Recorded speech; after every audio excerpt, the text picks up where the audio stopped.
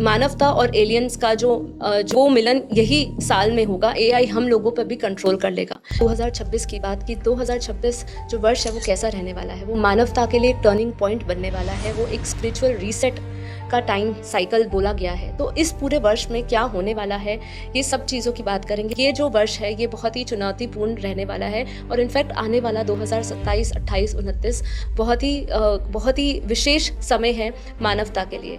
जो अभी बादल मंडरा रहे हैं युद्ध के, धर्म युद्ध के संकेत मिल रहे हैं, ऐसा वातावरण बन रहा है।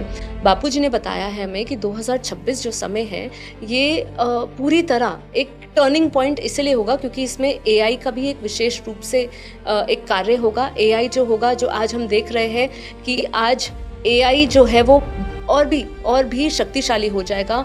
एआई का जो निर्णय है, वो जो निर्णय शक्ति है उसकी बढ़ जाएगी। और जो अधीनता, जो आज हमें लग रहा है कि हम एआई पे अधीन हैं, तो एआई पे अधीन है लेकिन एआई हम लोगों पर भी कंट्रोल कर लेगा, ऐसा समय आएगा। साथ ही साथ अगर हम बात करें तो ऐसा भी कहा जा रहा है इन वैज्ञानिक दृष्टि से कि मानवता और एलियंस का जो मिलना है वो मिलन यही साल में होगा। ऐसा घटनाएं बनेगी जहां पर एलियंस और मानवता मिलेंगे।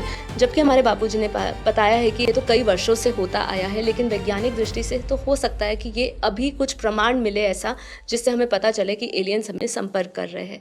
ऐसे बहुत सारी घटनाएं हैं। खगोलीय दृष्टि से देखें तो बहुत सारी और चीज़ें हो रही है, लेकिन अब इसके समाधान क्या है?